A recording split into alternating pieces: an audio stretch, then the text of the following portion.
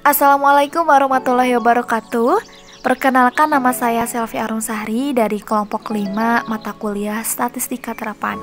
Nah, di sini dalam video ini kami akan membahas materi tentang uji asumsi dasar, yaitu uji asumsi dasar normalitas, linearitas, dan homogenitas.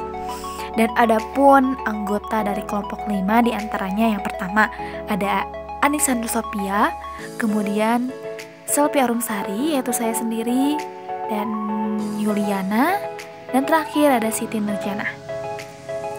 Nah, untuk pertama materi tentang uji normalitas. Jadi untuk uji normalitas ini merupakan syarat pokok yang harus dipenuhi dalam analisis parametrik. Nah, dalam uji normalitas juga kita dapat menggunakan dua cara, yaitu analisis explore dan dari analisis non-parametric tes 1 sampel KS. Dan untuk yang pertama, uji normalitas dari analisis explore akan dijelaskan oleh Anissa Nur Sophia. Kepadanya saya persilahkan. Baik, untuk materi selanjutnya yaitu mengenai uji normalitas. Normalitas data merupakan syarat pokok yang harus dipenuhi dalam analisis parametrik. Untuk yang menggunakan analisis parametrik seperti analisis perbandingan dua rata-rata, analisis variansi satu arah, korelasi, maka perlunya dilakukan uji normalitas data terlebih dahulu untuk mengetahui apakah data berdistribusi normal atau tidak. Nah, adapun syaratnya yaitu harus dipenuhi dengan data berdistribusi normal. Normalitas data sangat penting karena dengan data yang terdistribusi normal, maka data tersebut dianggap dapat mewakili populasi. Dalam SPSS uji normalitas yang sering digunakan yaitu menggunakan metode uji Lilliefors, Kolmogorov, Smirnov yang bisa menggunakan dua cara, yaitu analisis explore dan analisis non-parametrik. Baik, untuk yang pertama yaitu mengenai uji normalitas dari analisis explore. Untuk mempraktikkan cara olah datanya, berikut menggunakan contoh data pada penelitian ekonomi akuntansi, yaitu data profitability dan leverage. Akan diuji apakah data profitability dan leverage ini berdistribusi normal atau tidak. Nah, kita bisa lihat gambarnya. Nah, itu gambar tersebut merupakan data input data pada SPSS. Lalu, bagaimana langkah-langkahnya? Nah, langkah-langkahnya yaitu yang pertama, buka program SPSS 23. Setelah itu, kita bisa mengklik variable view pada SPSS data editor. Lalu, pada kolom name di baris pertama, kita bisa mengklik profitability. Nah, pada label ketik profitability. Untuk tipe, kita harus memastikan ya, tipenya yaitu numeric. Pada kolom name baris kedua, ketik leverage pada label ketik leverage. Lalu, selanjutnya, kita bisa membuka halaman data view dengan klik data view. Dan isikan data profitability dan juga leverage seperti gambar di atas. Lalu, setelah itu kita bisa mengklik analyze, lalu deskriptif, statistics, dan explore. Nah, untuk selanjutnya akan terbukalah kotak dialog explore. Setelah terbuka kotak dialog explore, masukkan variabel profitability dan leverage ke kotak dependent list, kemudian klik tombol plots. Untuk melakukan uji normalitas, maka beri tanda centang pada normality plots with test. Kemudian, klik tombol continue. Nah, pada kotak dialog sebelumnya, klik tombol OK. Hasil output pada uji normalitas dan cara membaca output sebagai berikut. Di dalam output test of normality. Gambar output uji normalitas. Nah, output di atas menjelaskan tentang hasil uji normalitas dengan metode Lilliefors dengan Kolmogorov, Smirnov, dan Shapiro-Wilk. Untuk metode Kolmogorov-Smirnov, maka Anda cukup membaca pada nilai sig atau signifikansi. Jika signifikansi kurang dari 0,05, maka kesimpulannya data tidak berdistribusi normal. Nah, jika signifikan lebih dari 0,05, maka data berdistribusi normal. Lalu dapat diketahui bahwa nilai signifikansi untuk data profitability sebesar 0,200 dan leverage sebesar 0,039.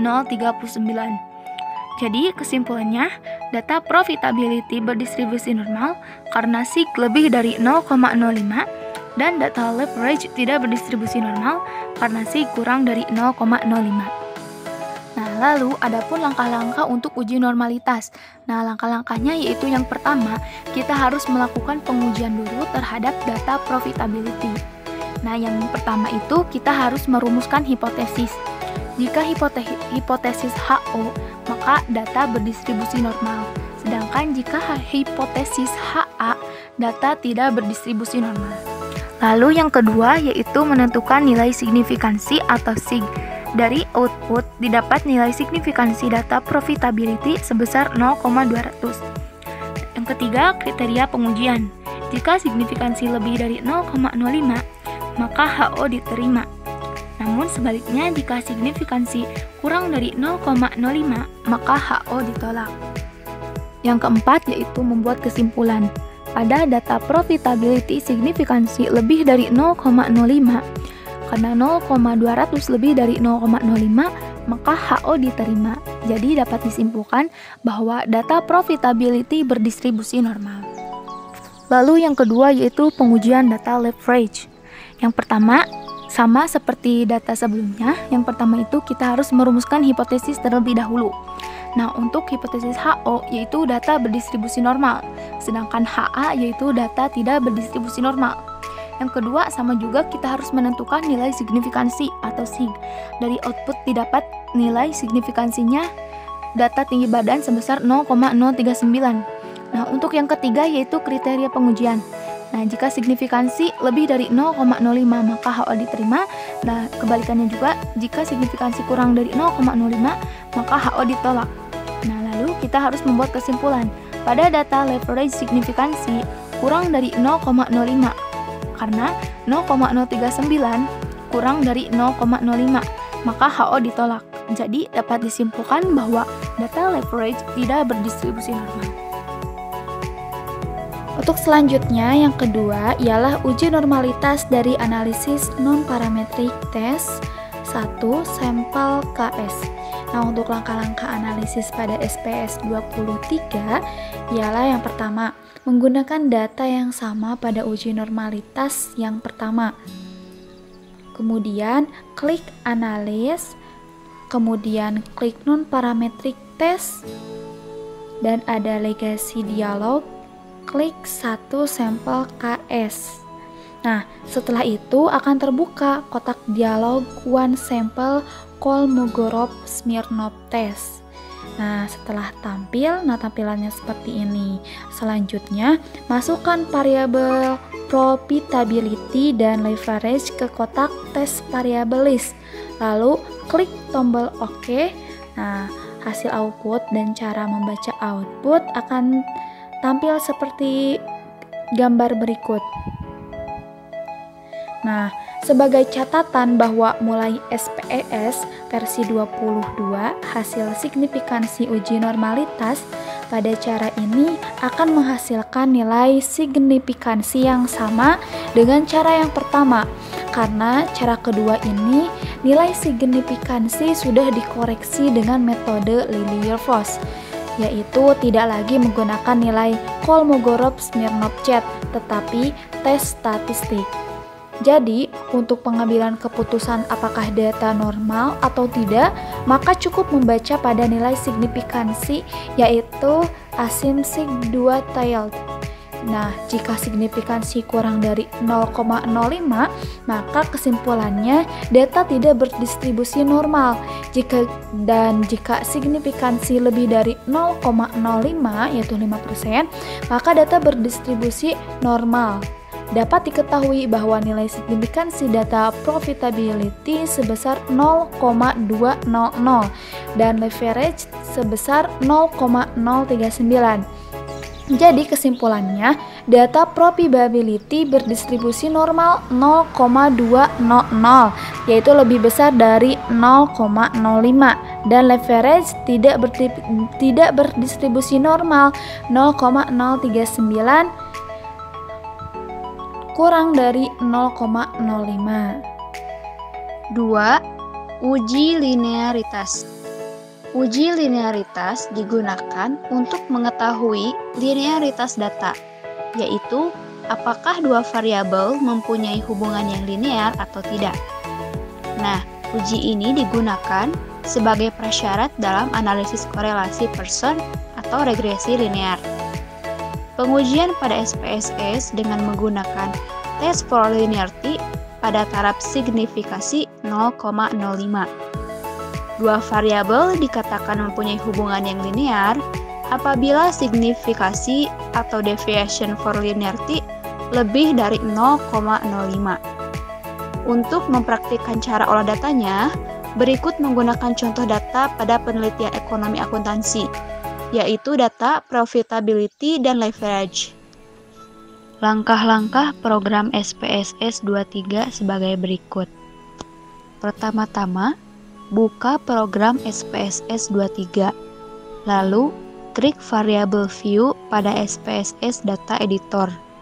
Selanjutnya, pada kolom name baris pertama diketik profitability. Pada label diketik profitability. Untuk tipe data, pastikan numerik. Pada kolom name baris kedua, ketik leverage. Pada label, ketik leverage. Untuk kolom lainnya bisa diabaikan.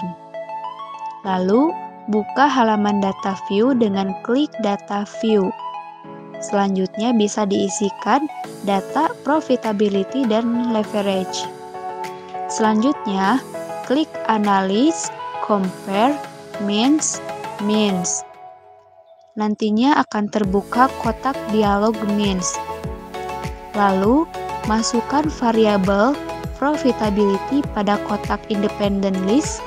Dalam contoh ini, profitability sebagai variabel independen dan variabel leverage ke kotak dependent list.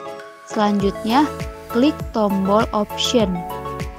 Nanti pada kotak dialog means option, beri tanda centang pada test for linearity. Lalu, klik continue pada kotak dialog. Sebelumnya, klik tombol OK.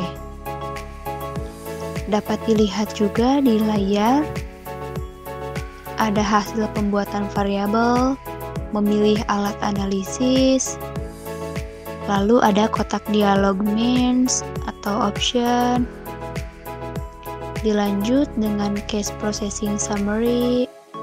Di sana juga ada report, leverage, ANOVA table, dan terakhir measure of association. Nah, dari output di atas, hasil uji linearitas dapat dilihat pada output ANOVA table.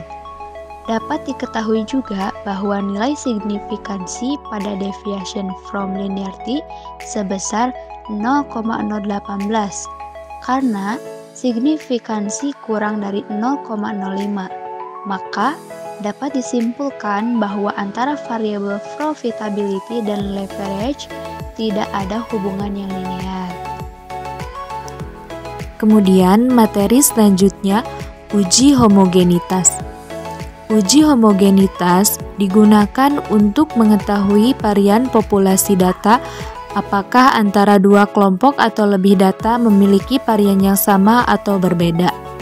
Uji ini sebagai prasyarat dalam uji hipotesis, yaitu Independent Sample T-Test dan One-Way ANOVA.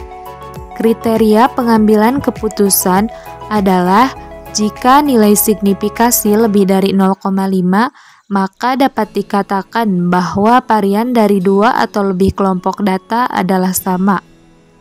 Contoh kasus, seorang dosen ingin meneliti apakah ada perbedaan nilai mata kuliah akuntansi pengantar antara mahasiswa program studi akuntansi, manajemen, dan ekonomi pembangunan pada suatu universitas. Sampel yang digunakan sebanyak 20 mahasiswa. Artinya dalam analisis ini jumlah data tidak harus sama antara kelompok data. Dalam penelitian ini akan dilakukan analisis one way ANOVA. Oleh karena itu, sebelumnya dilakukan uji asumsi dasar yaitu homogenitas. Data yang didapat sebagai berikut. Bisa diperhatikan tabel di samping. Pada tabel input data tersebut ditandai dengan keterangan program studi 1 sama dengan akuntansi, 2 manajemen, dan 3 ekonomi pembangunan. Nah, adapun langkah-langkah analisis pada SPSS 23 sebagai berikut. Pertama, buka program SPSS dengan klik Start, kemudian All Programs, kemudian IBM SPSS Statistik 23. Langkah kedua, pada halaman SPSS 23 yang terbuka, buka halaman variabel view dengan klik variabel view. Kemudian tahap ketiga, membuat variabel. Pada kolom name, ketik nilai. Pada desimal, ganti menjadi 0. Kemudian pada label, ketik nilai mata kuliah akuntansi. Sedangkan kolom lainnya bisa diabaikan. Langkah selanjutnya, pada kolom name baris kedua, ketik program studi. Pada desimal, ganti menjadi 0. Kemudian pada kolom palues, buat palu 1 sama dengan akuntansi, 2 sama dengan manajemen, 3 sama dengan ekonomi pembangunan. Sedangkan kolom lainnya bisa diabaikan saja. Nah, untuk hasil pembuatan variabelnya dapat dilihat dari gambar yang tertera di layar. Kemudian tahap kelima, jika sudah, buka dan masuk ke halaman data view. Dengan klik data view, selanjutnya isikan data seperti gambar input data di atas. Langkah keenam, klik analis, kemudian compartments, kemudian one way ANOVA. Dapat dilihat seperti gambar yang tertera.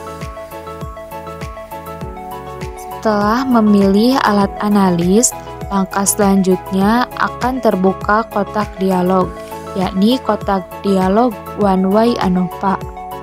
Nah, kemudian langkah berikutnya yaitu masukkan variabel nilai mata kuliah akuntansi ke kotak dependent list dan variabel program studi ke kotak faktor. Setelah itu, klik tombol option. Selanjutnya akan terbuka kotak dialog sebagai berikut. Bisa diperhatikan pada gambar yang tertera. Langkah selanjutnya, untuk melakukan uji homogenitas, maka beri tanda centang pada homogeneity of variance test. Kemudian klik continue, selanjutnya akan kembali ke kotak dialog sebelumnya. Lalu klik tombol OK. Adapun outputnya dapat dilihat pada gambar output hasil one way ANOVA. Interpretasi hasilnya adalah sebagai berikut. Hasil uji homogenitas dapat dilihat dari output test of homogeneity of variance. Asumsi dari pengujian ANOVA adalah bahwa varian kelompok data adalah sama atau homogen. Kriteria pengujiannya sebagai berikut. Jika signifikasi kurang dari 0,05, maka varian kelompok data tidak sama. Kemudian, jika signifikasi lebih dari 0,05, maka varian kelompok data adalah sama. Nah, jadi dari output dapat dilihat bahwa nilai signifikasi 0,466 artinya lebih dari 0,05. Jadi dapat disimpulkan bahwa varian ketiga kelompok data yaitu akuntansi, manajemen, dan ekonomi pembangunan adalah sama. Maka hal ini telah memenuhi asumsi dasar homogenitas. Oke, baik teman-teman, jadi seperti itu ya materi dari uji asumsi dasar normalitas, linearitas, dan homogenitas. Dan jika ada yang ingin ditanyakan seputar materi uji asumsi dasar, boleh langsung tanyakan ke kami, ke kelompok 5. Dan selebihnya kami mohon maaf bila dalam pemaparan materi masih dirasa kurang cukup memuaskan. Dan terakhir, kami mengucapkan terima kasih banyak kepada teman-teman yang sudah menyimak video materi ini. Terima kasih. Akhir kata dari kami, wassalamualaikum.